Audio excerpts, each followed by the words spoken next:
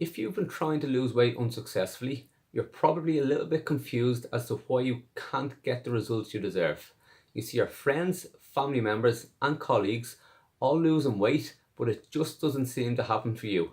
Stay tuned and we'll help steer you in the right direction, because today we're going to be talking about the merits of two of the most popular diets out there: a low carb diet or low calorie diet. Which is better? A low calorie diet is the traditional way of losing weight, whereas a low carb diet really came to the forefront of the health and fitness industry when Dr. Atkins was pushing his high fat, low carb diet. So which will work for you folks? Which will get you results? A low carb diet or low calorie diet? Hey folks, my name is Stephen Foy and you're tuned into the Weight Loss Model, where my brother Kieran and I help people lose weight, get fit and get healthy. If you've just tuned in, stay with us and we'll try to help you to get to the root of your weight loss problems. Give us a like, put any comments down below and subscribe if you want some more weight loss information. So we'll start with low carb diets. What's a low carb diet, folks? A normal diet tends to have roughly between 225 or 325 grams of carbohydrates. Now, this is a normal healthy recommendation, and your own recommendations will be based around your national food guidelines. Now, on an unhealthy diet, this can be upwards of 500 grams if you include crisps, sweets, chocolates, fizzy drinks and alcohol. A normal healthy diet that does contain roughly 225 to 325 grams of carbohydrates can take up 60 to 65% of your total daily caloric intake. Now, with a low carb diet, this swings around, and what we get is we get a total daily caloric intake of roughly 10% of your calories through carbohydrates. So 10% of your calories through carbohydrates makes roughly 50 grams, guys. So on a low carb diet, you'll be taking in 50 grams or less carbohydrates throughout the day. So how does this translate into everyday life? This means biscuits, sweets, chocolates, alcohol, fizzy drinks, obviously they're out. Starches like potatoes, sweet potatoes, rice, bread, pasta, oats, these are all out as well. On the forbidden list also are root vegetables like carrots, parsnips and beetroot. So what foods does this leave you with? The carbohydrates this leaves you with, guys, are the likes of asparagus, broccoli, Brussels sprouts, cauliflower, kale, red onions, bell peppers, etc. So where does our weight loss come from? Our weight loss will come from two areas. Firstly, you've just pulled out a huge amount of calories in the form of carbohydrates and you've replaced them with lower sugar, lower calorie carbohydrates.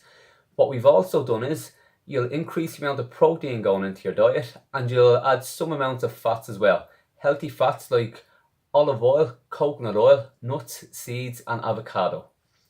So what will happen now is your body won't have enough carbohydrates to burn energy, and it should transform to start burning your energy through the form of ingested fat, or what we're looking for is stored fats get burned for energy. Now the second area your weight loss will come from on the low carb diet is from hormonal balance. So what happens is when we eat a starchy carbohydrate, our hormone insulin tends to go up because the starches are digested to sugar in the bloodstream. Where the sugar in the bloodstream, insulin is released. It's a transport hormone. So if you have sugar here and you have insulin here, the insulin will take the sugar to the muscle cells. But if the muscle cells are already full because we've eaten too many carbohydrates, it will have to take it to the fat stores. Now, when you reduce the amount of carbohydrates in the diet, what happens is you don't get those spikes in insulin. So therefore you don't get that insulin taking the carbohydrates to the fat stores. Now, what happens with hormonal balance is insulin, when elevated, can interfere with fat burning hormones like growth hormone and testosterone. So when your insulin levels are lower, as they will be because you're eating lower amounts of carbohydrates, your testosterone and your growth hormone can start to burn fat and act as the fat burning hormones. Folks, if you like the information we're sharing, give us a like, pop a comment down below and subscribe to the channel. You might even give us a share on Facebook or any other social media platforms. What we're going to do now, we move on to the low calorie diet. So think of a low calorie diet as a portion control diet. or calorie restriction diet as it's also known. So what you'll do in this type of diet is you pull out your obvious excess calories like sweets, biscuits, cakes, alcohol, fizzy drinks, and you'll also reduce the amount of food you're eating. So you might just have a little less food on the plate. So this is based around the theory that males and females need X amount of calories per day to function. So you need calories give us energy, and we need this energy to take us through our day. As a male, it's recommended that you take in 2,500 calories per day. As a female, it's recommended that you take in roughly 2,000 calories per day. Now, what a calorie controlled diet will do, or what a low calorie diet will do, is it will try and undercut your daily caloric intake so that you'll start burning into excess fat stored into the body. And this is where you get your energy and your weight loss from.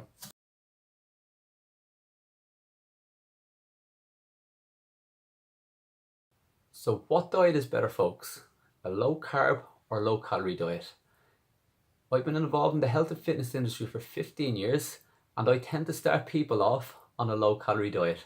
The reason being is it's basically a dietary cleanup.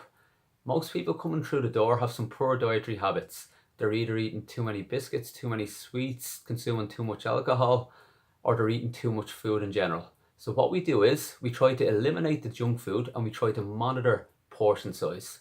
So what we now get is healthy behavior around food. Where you have healthy behavior around food and regular exercise, you get sustainable weight loss. So where does low carbing come into it, folks? Low carbing for me is a short-term weight loss solution. It's an 8 to 12 week solution if you've hit a plateau, or if you're looking to go from 12% to ripped, low carbon will get you there. So let's say you've been on a low calorie diet for 4 or 5 months. For 4 or 5 months, you've been chipping away, you've been dropping maybe 1 or 2 pounds per week, and you've shaved 10 kilos off. But all of a sudden, on your last 2 or 3 weigh-ins, or your last two or three body fat assessments, you haven't shifted. This is where we can now strategically use a low carb approach to lose weight. Now the problem with low carbing is, and this is why we don't recommend people start off on it, is there's generally a rebound effect. So if you come from an unhealthy diet to try and lose weight and decide to start off on a low carb approach, it can be that restrictive. After 10 or 11 days, you get totally fed up with it and you go straight down to the supermarket, to the ice cream fridge, and you pack the trolley full of your favorite ice cream. This is where you have to be careful, folks. So if you are doing a low carb diet, make sure you're extremely motivated and extremely disciplined to succeed, and do set a time period on it, folks. When you do come off it as well, you have to wean. I've used low carb diets most successfully with brides because they have a specific date where they need to look their best. Now what we do recommend though is when they go off on their honeymoon, if they're having a few drinks, that they still watch their carbohydrate consumption.